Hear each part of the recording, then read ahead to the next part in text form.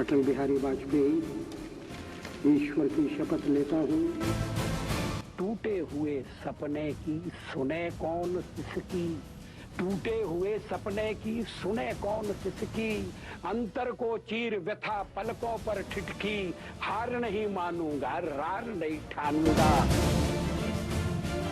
काल के कपाल पर लिखता मिटाता हूँ, गीत नया गाता हूँ। નમસ્કાર દર્શક મિત્રો, નિર્માણ ન્યૂઝની વિશેષ રજૂઆત ધ પોઈન્ટ કાર્યક્રમ સાથે હું છું યજ્ઞ. મિત્રો, આજે આપણા વિશેષ કાર્યક્રમમાં વાત કરવાની છે અટલ બિહારી વાજપેયીની. જ્યાં દર્શક મિત્રો, અટલ બિહારી વાજપેયીની જે રીતે આજે જન્મ જયંતિ છે ને તેની સાથે સદૈવ અટલ એવા જે રીતે પૂર્વ વડાપ્રધાન પણ કહી શકાય કે પછી તેની સાથે પ્રખર વક્તા કવિ, ઘણા બધા તેમના માટે તો જે રીતે ઉપનામ છે, પરંતુ તેની સાથે સાથે સૌથી પહેલી જે આપણે શરૂઆત કરીએ તો અટલ બિહારી વાજપેયીનો જન્મ જે પ્રમાણે 26મી તારીખે જે થયો હતો ને તેની સાથે સાથે અત્યારે હાલ જે રીતે 26મી ડિસેમ્બર 1924નો જે આજનો દિવસ, અને તેની સાથે જે ગ્વાલિયરમાં જે તેમનો જન્મ થયો હતો, અને બીજી બાજુ વાજપેયી એક સારા કવિ તરીકે પણ ખૂબ જ પ્રસિદ્ધિ મેળવી હતી. તેઓ સારા કવિ તો હતા, તેમણે જે રીતે ઘણી બધી જે કવિતાઓ લખી હતી. મહત્વની વાત કહી શકાય કે જ્યારે પણ તેઓ સંબોધન કરતા હતા ને તે સમયે પણ તેમની જે કવિતાઓ જે આવતી હતી ને તેને લઈને દરેક લોકો મંત્રમુગ્ધ થઈ જતા હતા. અને જ્યારે પણ અટલ બિહારી વાજપેયી સંબોધન કરવા માટે કોઈ પણ જગ્યાએ જતા હતા ને ત્યાં દરેક લોકો તેમની રાહ જોતા હતા કે અટલ બિહારી વાજપેયી ક્યારે આવશે, ક્યારે સંબોધન કરશે, કારણ કે જે તેમનું સંબોધન હતું તે ખૂબ જ સારું હતું અને તેની સાથે દરેક લોકોને કર્ણપ્રિય પણ લાગતું હતું.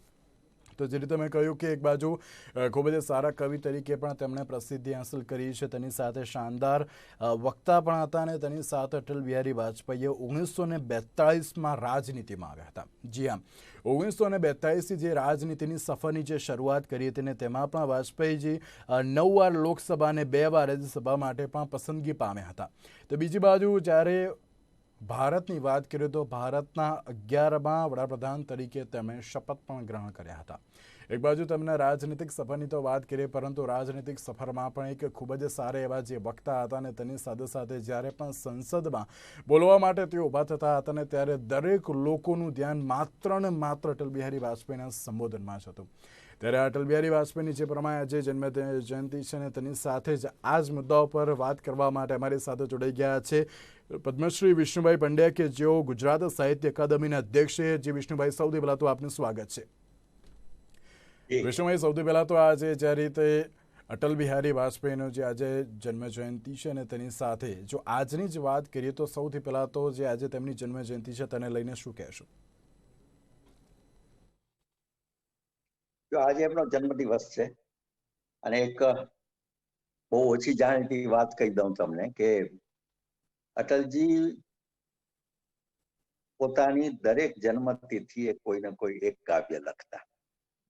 લગભગ 6 થી 7 એવા કાવ્યો આપણને મળે છે, અને દરેક અલગ અલગ મૂડના, મિજાજના, અલગ અલગ સ્થિતિના, અલગ અલગ પરિવેશના, ક્યાંક રાજનીતિ આવે, ક્યાંક વ્યક્તિગત સંવેદના આવે, ક્યાંક સાર્વજનિક જીવનના ચડાવ ઉતાર પણ આવે. એ કવિતાની કેટલીક પંક્તિઓ સ્મરવા જેવી છે. એમણે એક કવિતા 1960ની 25મી ડિસેમ્બરે લખેલી. હું 4-5 જન્મતિથિની કવિતાઓ જ કહું છું. અને એ એક જીવન પ્રત્યેનો વિષાદ અથવા તો જીવન પ્રત્યેનો અનુરાગ, બે, વિષાદ અને અનુરાગ બંને એમાં આવે છે. અને એકાંતની વેદના છે એમાં. કલ કલ કરતે આજ હાથ સે નિકલે સારે, ભૂત ભવિષ્યત કી ચિંતા में वर्तमान की बाजी हारे, पहरा कोई काम न आया, रसगट રીત ચલા, જીવન બીત ચલા. આ એમની એક છટા હતી. हानि लाभ के पलड़ों में तुलता जीवन व्यापार हो गया, मोल लगा बिकने वाले का बिना बिका बेकार गया, मुझे हाट में छोड़ अकेला, एक एक कर मीत चला, जीवन बीत चला. બીજી પંક્તિ, બીજી એક 1975-76માં જ્યારે ઇમરજન્સી લાગુ પડી હતી એ વખતની કેટલીક અદ્ભુત કવિતાઓ છે. અટલજી બીમાર હતા. બેંગ્લોરની જેલમાંથી એને દિલ્હીની હોસ્પિટલમાં દાખલ કરવામાં આવેલા, પણ ત્યાં તો નજરબંધ હતી, કોઈને મળવાની મનાઈ. અનેક ગુજરાતની અનેક બહેનોએ એમને રક્ષા મોકલેલી, પણ એ રક્ષાઓનો ઢગલો પોલીસે એમના સુધી પહોંચવા નહોતો લીધો. જે હોસ્પિટલમાં એ હતા AIMAમાં, એમાં એની બાજુમાં જ એક રૂમ જે હતો એમાં મૃતદેહોનો ઢગલો રહેતો. તપાસ કરવા આવતા અને મૃતદેહો પોતપોતાના સ્વજનોએ લઈ જતા. રડાકો રોડ થાય ત્યાં સુધી પહોંચવાની તો મનાઈ હતી અટલજીને, પણ એમણે એ વખતે એક કવિતા લખી, દૂર કહી કોઈ રોતા હૈ. જો સાહેબ, આ ઇમરજન્સી આપણે અત્યારે એમ કહીએ કે માનવ અધિકાર તૂટી ગયા છે ને બીજી ઇમરજન્સી લાગુ પડી ગઈ છે ને, પણ જેમણે 1975-76 નો આપાતકાળ જોયો છે એને ખબર છે કે એ ન ભૂતો ન ભવિષ્યથી હતા. दूर कहीं कोई रोता है, तन पर पहरा भटक रहा मन साथी है के बाल सुननपन बिछुड़ गया क्या स्वजन किसी का, क्रंदन सदा करुण होता है. जन्म दिवस पर हम इठलाते, क्यों न मरण त्योहार मनाते, अंतिम यात्रा के अवसर पर आंसू का अवसूकन होता है. अंतर रोए आंख न रोए, धुल जाएंगे स्वप्न संजोए, छलना भरे विश्व में केवल सपना ही तो सच होता है. इस जीवन से मृत्यु भली है, आतंकित जब गली गली है, मैं भी रोता आस पास जब कोई कहीं नहीं होता है, दूर कहीं रोता है. જન્મતિથિની બીજી કવિતાઓ અનેક છે, પણ આપણે એની સાથે બહુ આગળ નહીં વધીએ, પણ એક કવિતા જરૂર આપણે એ દિવસોમાં, કેમ કે આજે કોરોના કાળ છે, ભયભીત છે પ્રજા, જાણે આપણા દરવાજેથી હમણાંથી એક મોત પસાર થયું હોય એવું આપણને ઘણીવાર અનુભવાય છે. અને વાસ્તવિક સ્થિતિ છે, આપણા સ્વજનો કેટલાક મરે છે, કેટલાક કોરોનામાંથી પાર થાય છે, છતાં ભયભીત છે. તો એ દિવસોમાં આપણે તો લખી હતી 1975-76માં, પણ આજે એટલી જ લાગુ પડે એવી છે. टूट सकते हैं मगर हम झुक नहीं सकते. प्रचलित कविता છે, એ વખતના કાર્યકર્તાઓને બહુ બળ આપતી. सत्य का संघर्ष सत्ता से, न्याय लड़ता निरंकुशता से, अंधेरे ने दी सुनाती है, किरण अंतिम अस्त होती है. दीप निष्ठा का लिए निष्कंप, वज्र टूटे या उठे भूकंप, यह बराबर का नहीं है युद्ध, हम निहत थे शत्रु है सन्नद्ध. हर तरह के शस्त्र से है सज्ज और पशुबल हो उठा निर्लज्ज, किंतु फिर भी जूझने का प्रण, पुनः अंगत ने बढ़ाया चरण. प्राणपण से करेंगे प्रतिकार, समर्पण की मांग अस्वीकार. दांव पर सब कुछ लगा है, रुक नहीं सकते, टूट सकते हैं मगर हम झुक नहीं सकते. આ એ વખતની કવિતા, એટલે આ એમના કાવ્યોનું એક આખું પોતાનો માહોલ છે અને અદ્ભુત રીતે એમ કર્યું છે. આપણે બીજા કોઈ વિષય પર જઈએ, કેમ કે આ તો બહુ લાંબો વિષય છે. એક બાજુ વિષ્ણુભાઈ, આપણે જે રીતે તમે વાત કરી કે ઘણા બધા જે તેઓ કાવ્ય લખતા હતા, અને તેની સાથે એક મહત્વની વાત પણ તમે કરી કે જ્યારે પણ તેમનો જન્મદિવસ હોય ત્યારે તેઓ એક કાવ્ય લખતા હતા, પરંતુ તેની સાથે વિષ્ણુભાઈ એમ પણ કહેવાય છે કે તેઓ ઘણા ઉદાર ભાવના હતા, અને તેમના ઉદાર ભાવની પણ જે ઘણી બધી જે ચર્ચા વિચારણાઓ કરવામાં આવતી હતી, તો તેમના ઉદાર ભાવને લઈને તમે શું કહેશો? તે અર્થમાં એ લોકતંત્ર પ્રેમી હતા અને લોકપ્રેમી હતા. એમનું આખું જીવન ઉબડખાબડ જમીન ઉપર ચાલ્યું. તમે જેમનો જન્મદિવસ ગ્વાલિયરનો કયો ત્યારથી શરૂ થયો, માધ્યમિક સ્કૂલ, પછી કોલેજ, એ દરમિયાન રાષ્ટ્રીય સ્વયંસેવક સંઘનો પરિચય, એ પછી એમણે પત્રકાર જીવન પણ કર્યું સ્વદેશમાં, અને પાંચજન્યના એ તંત્રી હતા, વીર અર્જુનમાં પણ હતા, કેટલોક સમય રાષ્ટ્રધર્મમાં હતા. એટલે પત્રકારિતા પણ એણે નજીકથી પત્રકારત્વ તરીકે કામ કર્યું.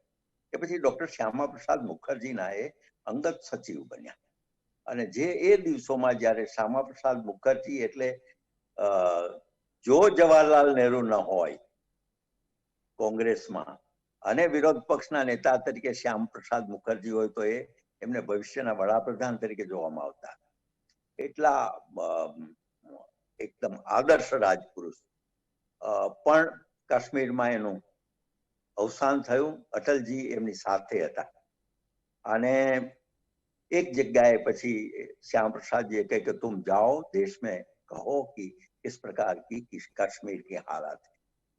એટલે વાપસ વળ્યા અને વાપસ વળ્યા અને થોડા દિવસોમાં ખબર પડી કે ડોક્ટર મુખર્જી તો ગયા.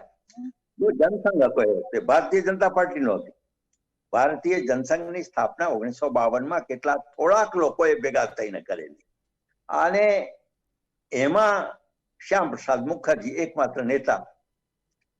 વિરોધ પક્ષનો કોઈ નામો નિશાન નહીં. ડિપોઝિટો જાય મોટે ભાગે ચૂંટણીમાં ઉભા રહે બધા અને એવું જ થતું. ઇવન અટલજી પણ ઘણી વાર હારી ચૂક્યા છે. તો એવા દિવસોમાં સંગઠનનું એક મોટું કામ કરવાનું હતું. એ અટલજી અને પંડિત દીનદયાળ ઉપાધ્યાય કર્યું. બે લોકો જનસંઘના પાયાના પથ્થરો હતા. સિંહાસન ઉપર તો આવ્યા અટલજી પણ મૂળ પાયાના પથ્થર હતા. અને એકંદરે ગણતરી કરીએ તો આખા દેશમાં જનસંઘને મજબૂત કરવા માટે એને 70 વાર પ્રવાસ કર્યો હતો. ગુજરાત પણ એમાં સામેલ હતું. મને યાદ છે કે ગુજરાતમાં 1974માં જયારે ચૂંટણી આવી ત્યારે અમદાવાદથી એક નાનકડી ખડખડ પાંચમ જેવી એમ્બેસેડર ગાડી એમાં નીકળ્યા હતા. સાથે હતો. રસ્તામાં એમને ભૂખ લાગી પણ એ દિવસોમાં હોટેલો નહોતી ભાવનગર જતા કોઈ રોડ ઉપર. જમવું ક્યાં અને એસિડિટી હતી એમને એટલે ભૂખ તો એમને સહન કરી ન શકતા. વચ્ચે એક નાનકડી ઝૂંપડી આવી અને ઝૂંપડી મને થયું કે આપણે કોશિશ કરીએ. ઝૂંપડીમાં જઈને એના જે વૃદ્ધ માતા હતા એમને કહ્યું કે આ પ્રકારે છે, ભૂખ લાગી છે. એમને મોટા નેતા છે, નામ તો જાણે નહીં કે કોણ અટલજી કોણ એ તો બિચારાઓને ખબર ન હોય. પ્રેમપૂર્વક એને રોટલા બનાવ્યા અને મને આજે પણ એ દ્રશ્ય યાદ છે કે ઝૂંપડાની બહાર ખાટલા ઉપર બેસીને અટલજીએ અડધો રોટલો ખાધો, છાશ પીધી અને તૃપ્ત થઈને પછી પાછા આગળ વધ્યા. એ દિવસોમાં એમણે એક બીજું પણ એક દિવસમાં 6-7 સભાઓ ભાવનગર ગયા. ભાવનગર થી પોરબંદર, થી કુતિયાણા, બાંટવા, માણાવદર, જુનાગઢ, જામનગર, રાજકોટ, જસદણ અને રાત્રે 2 વાગે અમદાવાદની કાંકરિયાની સભા. કલ્પના કરો કે આ માણસની પાસેથી કેટલો રસકસ એમને આ રીતે ગુમાવ્યો હશે. પાછલા દિવસો એમના બીમારીના ગયા એનું એક કારણ આ પણ હતું. તો આવા સંજોગોમાં એણે જનસંઘને ઉભો કર્યો. દુર્ભાગ્ય એમના પરમ સાથી ગુરુ દીનદયાળ ઉપાધ્યાયની પણ હત્યા થઈ ગઈ મુગલસરાયમાં 1967માં. એ પછી જનસંઘને માટે કાળમી કસોટીના દિવસો હતા. એક સમય તો એવો પણ આવ્યો રાજીવ ગાંધીના સમયે કે માત્ર 2 જ લોકો મેમ્બર ઓફ પાર્લામેન્ટ હતા. એમાં આના એક મહેસાણાથી હતા આપણા A.K. પટેલ. તો આવા સંજોગોમાં પણ એમણે હાર્યા ઝૂક્યા વિના કામ કર્યું અને સળંગ કામ કર્યું.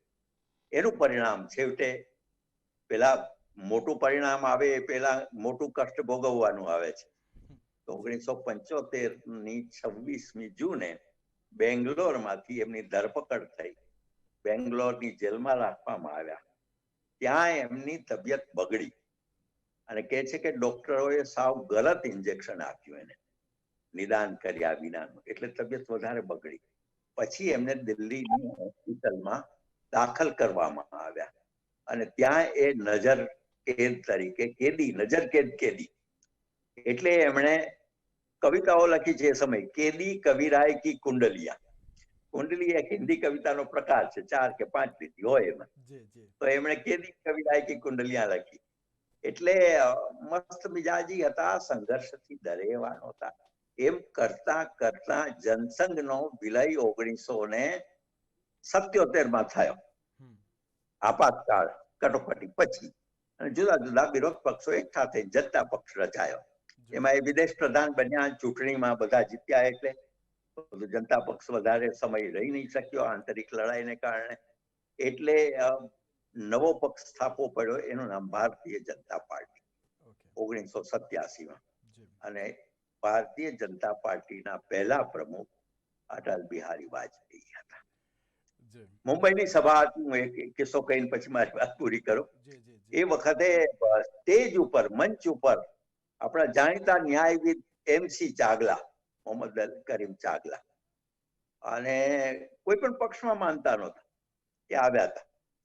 અને જયારે એમને ભાષણ કરવાનો વારો આવ્યો ત્યારે એમણે કહ્યું કે તમે પ્રધાનમંત્રીને ક્યાં શોધવા જાઓ છો, નવા વડાપ્રધાનને? આ રહ્યા આપણા વડાપ્રધાન, એમ કહીને એમણે અટલ બિહારી વાજપેયી તરફ આંગળી ચીંધેલી. આ એમનું ભવિષ્ય દર્શન હતું અને એ વાત સાચી પડી. ચોક્કસ. એક બાજુ જ્યારે અટલ બિહારી વાજપેયીની તો આપણે જેટલી વાતો કરીએ તે ઘણી ઓછી હતી, પરંતુ તેની સાથે વિષ્ણુભાઈ એક છેલ્લો સવાલ પણ આપણને કહેવા માંગીશ કે અત્યારે હાલે જે પ્રમાણેની પરિસ્થિતિ કહી શકાય કે જ્યારે ઘણા લોકો એમ પણ વિચારતા હતા કે જે રીતે અટલ બિહારી વાજપેયી જે તેમના વક્તવ્યને લઈને ઘણા બધા જે અત્યારે પ્રચલિત હતા અને જે પ્રમાણે સંસદમાં તેમણે એક સંબોધન કર્યું હતું અને તેમાં પણ જ્યારે વિપક્ષની વાત કરી, વિપક્ષના નેતા એમ કહેતા હતા કે બરબાદ ગુલિસ્તાન કરને કા બસ એક ही उल्लू काफ़ी था, ત્યારે અટલ બિહારી વાજપેયી એમ કહ્યું હતું કે હર શાખ पे उल्लू बैठा है, अंजामे गुलिस्ता क्या होगा. એટલે કે તેમનું જે પણ વક્તવ્ય હતું અને તેની સાથે તેઓ કવિતાને જોડતા હતા તે ઘણું અદ્ભુત હતું. તેને લઈને છેલ્લે ટૂંકમાં શું કહેશો? સંસદના એમના ભાષણો એકદમ યાદગાર હતા. સંસદની બહાર તો એ એકદમ ખીલતા ખુલ્લા આકાશમાં મોટી સભા હોય નીચે ને ખુલ્લા આકાશ નીચે. કચ્છમાં 1968માં સત્યાગ્રહ થયો તો કચ્છ સત્યાગ્રહ, આપણું છાળ બેટ પાકિસ્તાનને સોંપી દેવાયું, એના વિરોધમાં તમામ વિરોધ પક્ષો એકત્રિત થયેલા. બેરિસ્ટર નાથભાઈ, જગન્નાથરાવ જોશી, રાજમાતા, બલરાજ બદોક, બધા નેતાઓ હતા ત્યાં, અને અટલજી પણ હતા. તો રાત્રે ભુજના એક નાનકડા ચોકમાં સભા ભરાઈ, રોજ 1 મહિના સુધી ત્યાં રહેલા બધા. અને જૂનું રેલવે સ્ટેશન હતું, એની બાજુમાં જ એક ધર્મશાળા હતી ખડખડ પાંચમ જેવી, એમાં આ બધા નેતાઓ રહેતા હતા. એક રૂમમાં 2, 3, 4 નેતાઓ. આમ તો વિરોધ પક્ષ તરીકે તો ભવિષ્ય એક થયા, પણ ત્યાં એમને થવું પડ્યું. એટલે એ કચ્છ સત્યાગ્રહ વખતે આ સભામાં અટલજી નો છેલ્લો વારો આવે બોલવાનો, 12 વાગે. સ્વાભાવિક હતું, વક્તા બધા આયોજકોને ખબર હતી કે આ છેલ્લે સુધી જો અટલજી બોલે પછી લોકો જશે, એટલે પછી એ ઉભા થતા. અને એમણે એ દિવસોમાં એક ભારત દર્શન કરાવેલું. ये देश कोई जमी का टुकड़ा नहीं, ये जीता जागता राष्ट्र पुरुष है. एम कहीं एक आंखों ये यहाँ का हर एक कंकर कंकर शंकर है, यहाँ की हर एक नदी पुण्य सलीला है. जब भी हमारा मौत होगा तो गंगा में हमारी अस्थियां बहाई जाएगी, तो वो भी बोलेगी भारत माता की जय. तो લોકો તરબતર આ દિવસો અટલજીના બહારના. સંસદમાં એના 2 પ્રકારના આવ્યા વક્તવ્યના. શરૂઆતમાં વિરોધ પક્ષના નેતા હતા અને વિરોધ પક્ષના નેતા તરીકે એમણે કરેલા અદ્ભુત ભાષણો છે.